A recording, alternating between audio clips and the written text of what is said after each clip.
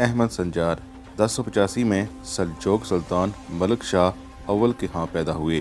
وہ 4 بھائیوں میں سے سب سے چھوٹے تھے، لیکن ملک شاہ کا جوانی میں زندہ رہنے والا اکلوتا بیٹا تھا۔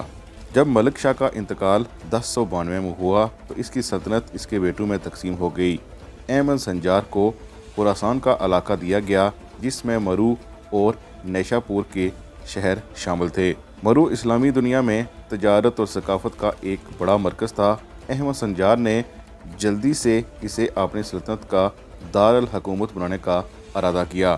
احمد سنجار اپنی شاعری سے محبت اور فنون لطیفہ کی سرپرستی کے لیے جانے جاتے تھے، اسی لیے اسکالرز شاعروں اور فنکاروں کو اپنے دربار میں خوش آمدید کہتے تھے۔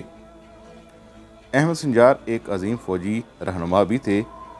انہوں نے اپنی سلطنت کو بڑھانے کے لیے متعدد مہمات شروع کی، جن میں خوارزمیہ سلطنت پر 1118 میں حملہ بھی شامل ہے۔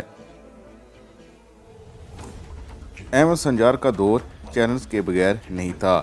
اسے اپنے ہی خاندان کے اندر سے اور خطے کے عریف حکمرانوں کی طرف سے کئی بغاوتوں کا سامنا کرنا پڑا۔ 1141 میں احمد سنجار پر ایک قاتلانہ حملہ بھی ہوا، جس میں وہ بال بال بچ گئے، لیکن اسی دوران ان کی طاقت بہت کمزور ہو چکی تھی۔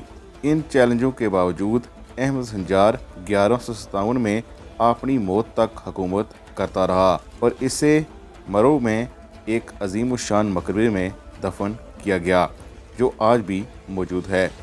احمد سنجار بھلے ہی ایک عظیم فوجی رہنما تھا، لیکن وہ فنون لطیفہ کے سرپرست اور شاعروں کے دلدادہ بھی تھے۔ ان کی میراث وسطی ایشیا کے متحرک ثقافت میں زندہ ہے، اور مرو میں ان کا مقبرہ اس کی طاقت اور اثر رسوخ کا ثبوت ہے۔